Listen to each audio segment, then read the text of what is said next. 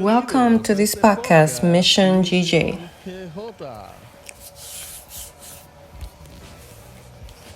At this time, we have our Apostle Erickson Salazar and leader Hazy Rodriguez.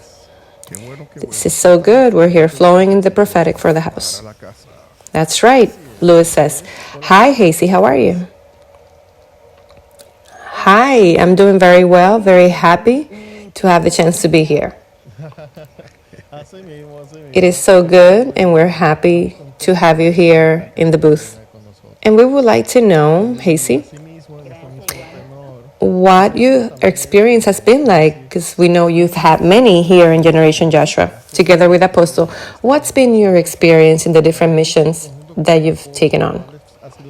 Hazy says, my experience has been just like that. It's been varied, because the minute that I arrived to the ministry, I understood that I arrived to the place where I literally was going to sit and get comfortable, and I was going to just sit there and nobody was going to tell me anything because I was going to be very comfortable. And I was surprised because it was nothing like that. The minute I arrived to the ministry, that I met Apostle, I met the body, and what everybody does and how everybody handles themselves, and they're always building and working and bringing. And I said, my goodness, where am I? That was my first impression and my first impact as soon as I got to Generation Joshua.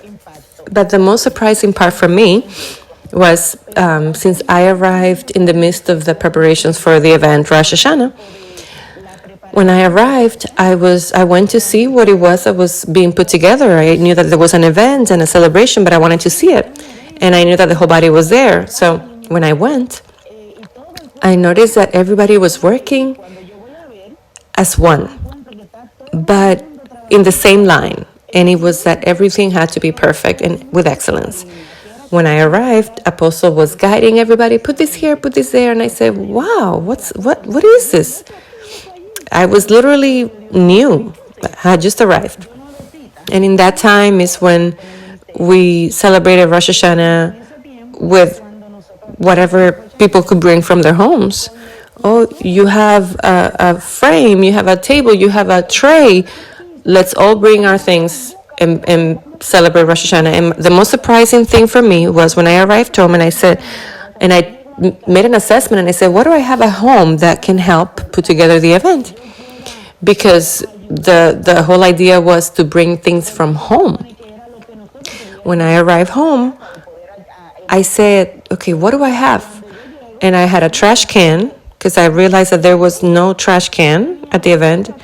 And I also brought a few trash bags to put the trash in. And I brought it. That's all I had. And I brought Hazy. I brought myself to help in whatever was needed. As soon as I did that detachment and that desire to help and support and learn, to get on top of that wave, which was going 1,000 miles an hour, I think was a catalyst for me to constantly be in a mission, in a work, in this constant, all the time, what a mission is. That's been my biggest experience. That's amazing. And Apostle says, we are always impacted hearing this. And all those of you that don't know Hazy is somebody that to this day, that's how she is. That is, to this day, she's had to be in the midst of production and of the ministry and in everything. There's not one production where Hazy is not involved, internally or external. And how powerful, because if you notice, everything has to do with a body. And she arrives new, and as a new person was already integrated, as she said, like she mentioned, in those times when we had to work with the resources that we had in our hands.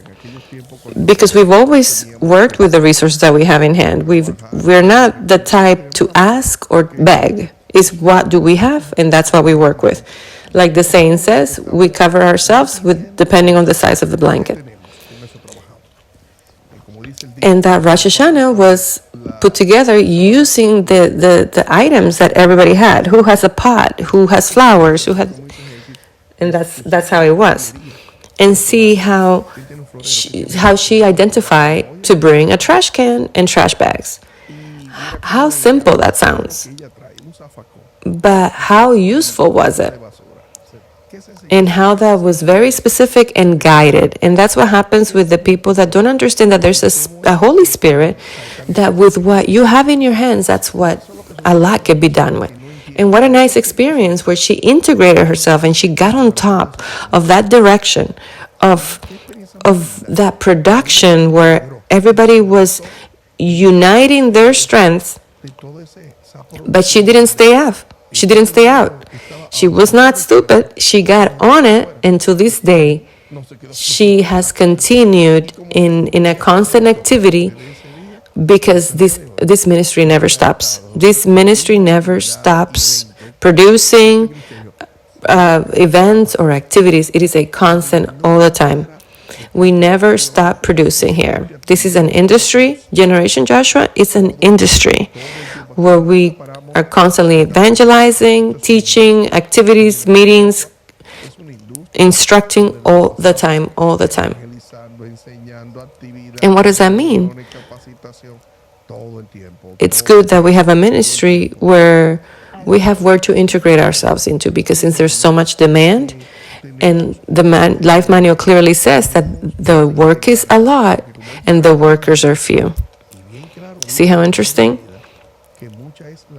That it is good that those of you like Hasty that arrive and see and they say, where can I help?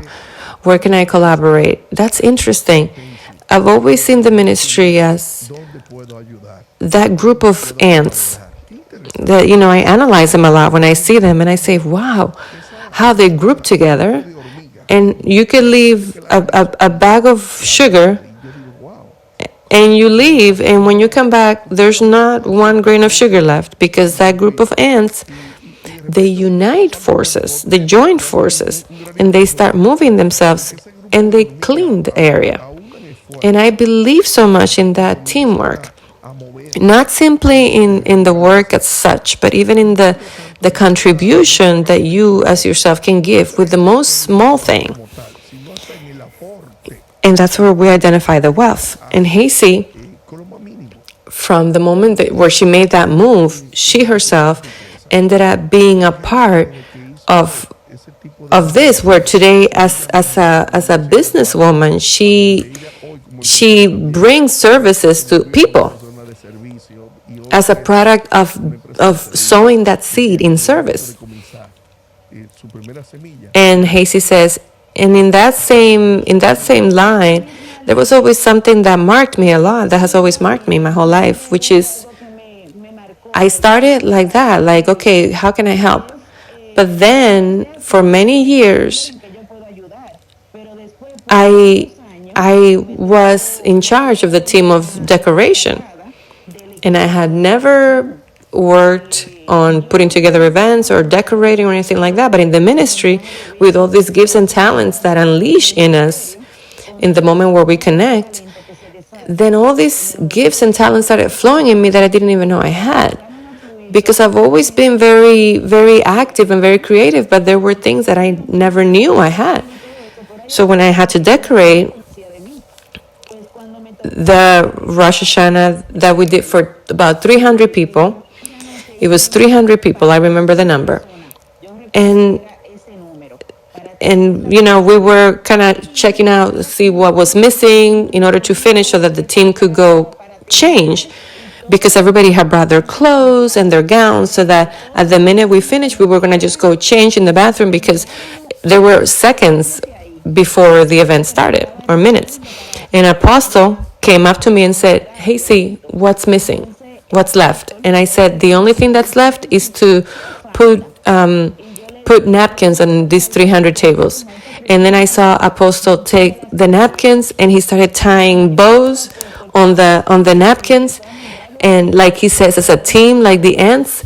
And he started tying the bows and started distributing the napkins here throughout all the tables, in that way allowing us to go, for the team to go change so that we could get ready for the event. And when I saw that, I said, wow, Apostle has no idea what he's done. So that same thing, I use it myself to the way I guide myself in my agency of domestic services. When I have to bring a team to offer a service that we're required, I myself help, and I find a way for them to go faster and help them out so that the work can be done with excellence. And that is because that day I saw Apostle and I saw how he did it, because I had never seen that before. Apostle says, wow, that's good. You surprised me. From the position of leadership, something that we teach here, and I see that very few understand it sometimes, is that the leader has to be the model.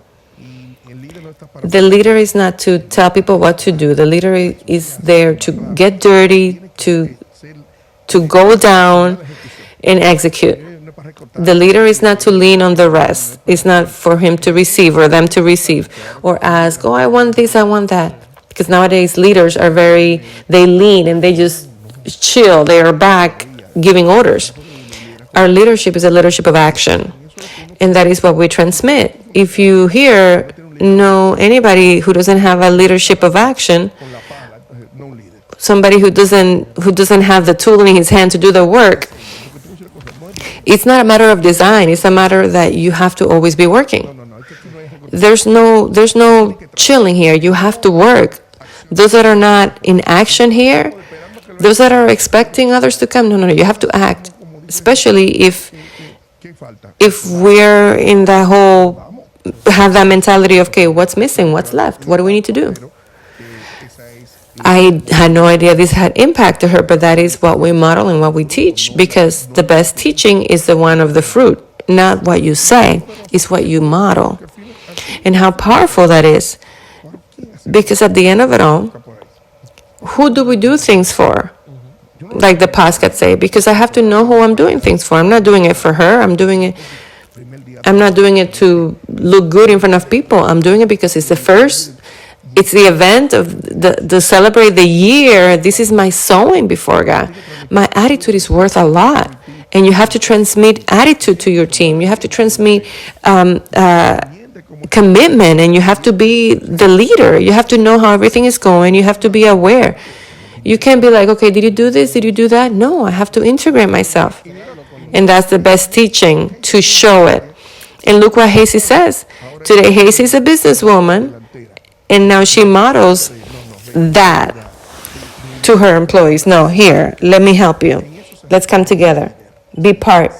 That is how a leader is reflected. If you don't have those characteristics, you're not a leader. You're somebody that wants servants. Servants. And no.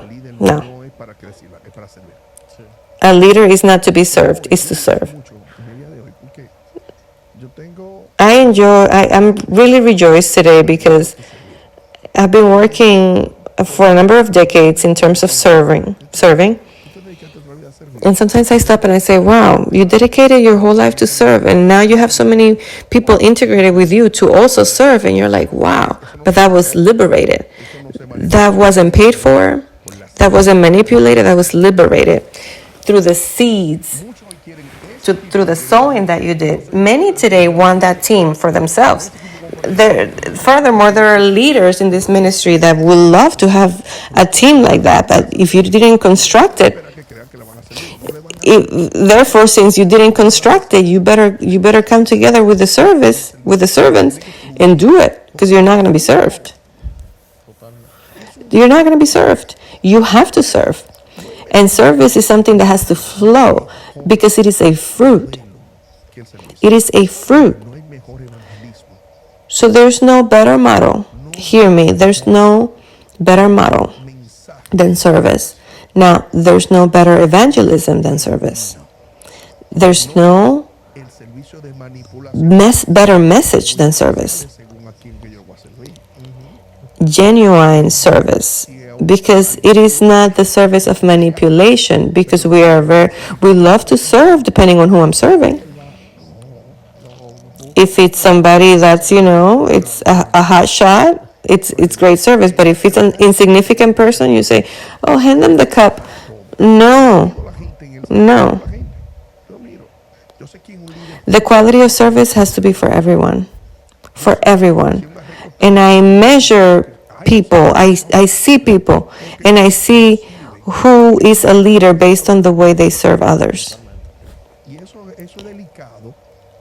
If it's somebody that likes to be served, because we have a little bit of everything. And I see those that don't serve, but they want to get on top of the structure that was structured.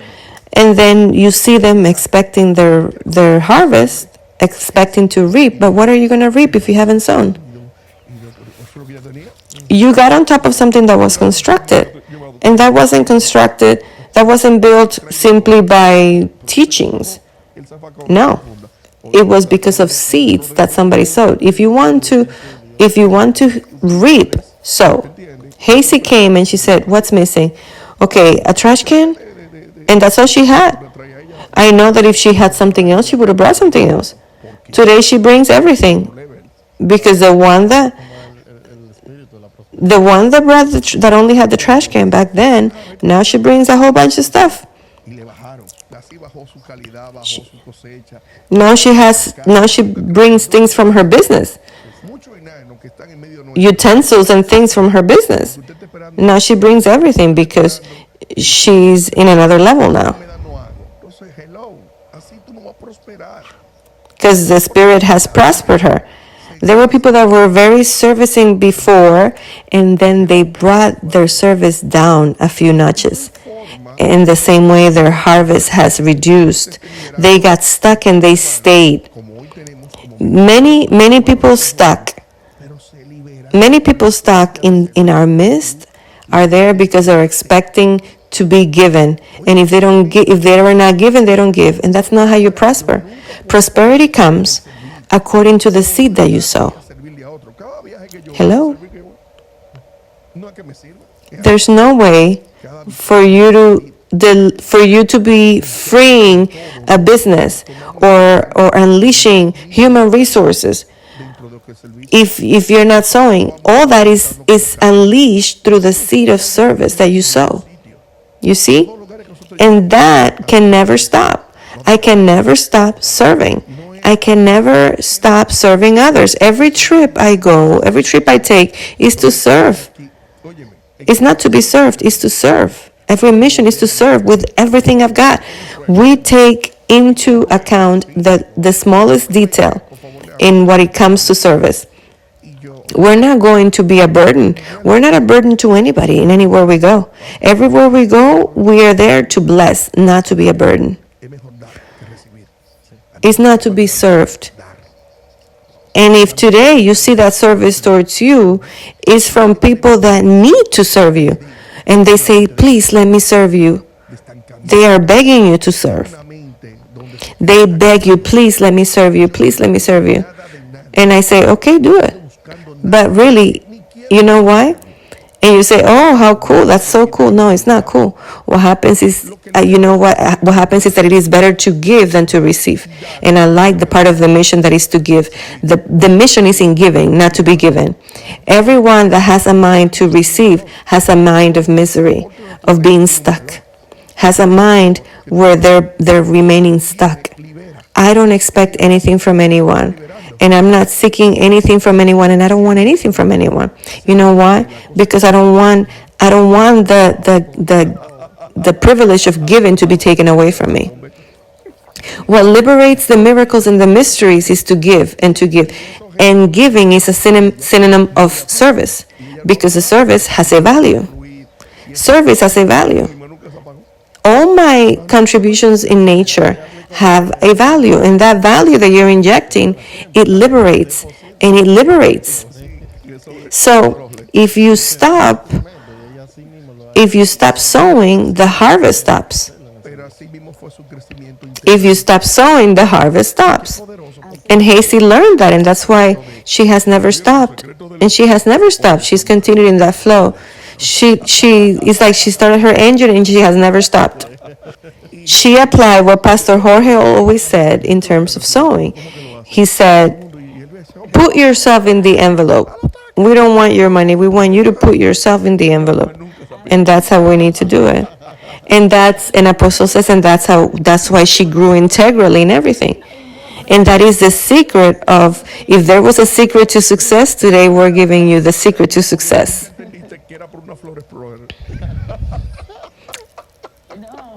And Hazy said, okay, what are these people doing? How are they doing it? And she sees this guy saying, go, do this, do that. And she jumped and she has never gotten off. I used to say, Apostle, during that time, 10 years ago, Apostle wanted an event like what we do today, referring to Rosh Hashanah, but it was with the resource that we each had at home. So he was envisioning the event that we do now, but he was envisioning it back then. So he was ahead of himself. So 10 years ago, he was visualizing an event in the magnitude of what we do today. What happens is, Apostle says, is that the prophetic always looks ahead, and the apostolic projects what the Holy Spirit is marking. But if you know you have human resources, what you do, you say, let's go. Because see how interesting when you're talking about exposing the leadership. You expose them because there's no way to liberate riches in them if you don't expose them. If we don't expose you, you don't liberate the riches in you. Meaning you get stuck if you don't give. If you don't flow in service, we're getting you stuck. That is why this ministry is a ministry of service. And that service, that is where you have the opportunity to either sow your best seed or throw a seed at God. And that is where many fail or flunk. That is where people don't want to give the extra mile. That's where people are measuring. Oh, here, take this that's broken. Take this that is extra. And then people are giving crumbs to God or giving broken or damaged offerings to God. If you don't take advantage of the moment, the time, when you are needed, when the opening comes to sow, then you miss the bus. You miss the bus. Recently, I was in a mission.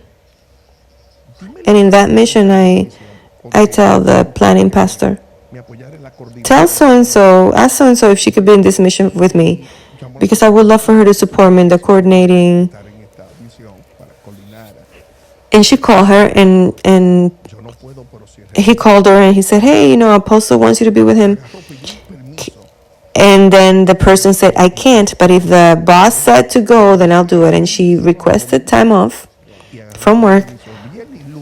The mission was Friday, Saturday, Sunday, Monday. She took time off Friday and Monday in order to be with us the whole time. And not only she asked for time for herself, but she also took her daughter out of school in order to be with us in the mission. And they were there coordinating and assisting the whole mission. That person, you know what she did? The Holy Spirit said, this person. And there were many that I could have called.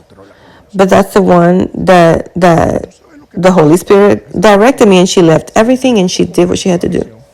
You know what that person did? That person gave herself completely those 4 days. Driving, assisting, coordinating, programming, handling logistics. And that person, the Holy Spirit, came to bring deliverance and wealth in her house and in her marriage in an amazing way. So meaning that seed that she sowed liberated what she had been waiting for years. Do you understand? What happens? That the time came and she took advantage of it. She grabbed the opportunity. And that is being aggressive.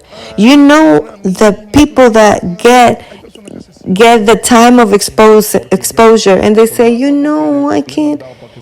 And there are people that have let them go ages ago because no matter how many times I've tried to expose them, they don't. So I just the Holy Spirit doesn't even bring them to my mind. I have people that come to my mind, and it's because the Holy Spirit, it's no longer dealing with people that give them crumbs or leftovers. How sad when the Holy Spirit doesn't keep you in mind to entrust you with something. How sad is that? But what an honor is when you're called and you say, what is it? What do you need? Because you know that everything that comes through the prophetic comes directly from the Spirit. Because the Great Commission of Salvation is everything that represents the work of the ministry. Everything. And when you unite to everything that has to do with the ministry, you are uniting with, collaborating with the mission that Jesus started. But the nicest thing of it all is that those that sow for the project of Christ, then the Father sponsors them. That is the secret of why many say, oh, you work hard, but what do you want me to do? I'm in the best project in the world. The project where one ended up in the cross to give life to this world. And the project that will always be supported and sponsored because you picked the best place, the place of collaborating and being a co-heir with Christ. That is why you see that I make my work enjoyable and I enjoy it, and we go from this mission to another mission to another mission to another mission, and you say, but the guy goes from mission to mission. He never stops. No. Why would I stop? If this is what renews you, this is what strengthens you, this is what prospers you, this is what makes miracles and prodigies and wonders liberated in you. This is what gives you life. This is what takes you to see the purpose manifested. And this is what saves lives. How are we going to stop something so great? But you have to know how to get on that bus. I think that's the theme. Get on the bus. We have to get on that bus. That bus where you're being exposed. Don't let the bus move past you. That prophetic bus that always wants to expose you, but you always start calculating: should I do it? Should I not do it? Can I do it? Am I tired? How many opportunities do we reject? And we don't understand that in that bus that just passed by is where my purpose is going to be liberated. You start in one point, and the service is part of what is the identity of a child of God. A child of God is known by their service because the Lord clearly told us the one who wants to be the greatest has to be the smallest. That is why we cannot dislocate ourselves thinking the way the world thinks, because the world has its theory. But those of the kingdom, we handle biblical principles where we say it's better to give than to receive. But it also says that when we sow, that is what will give us a harvest. Today we want to do everything the way the Life Manual tells us in order for the sponsoring of the Holy Spirit to never stop in our favor. It is better to serve so that one day He personally will serve us. Es mejor servir para que un día Él personalmente nos sirva. Gracias por sintonizar nuestro podcast Misión GJ. Nos vemos en un próximo episodio.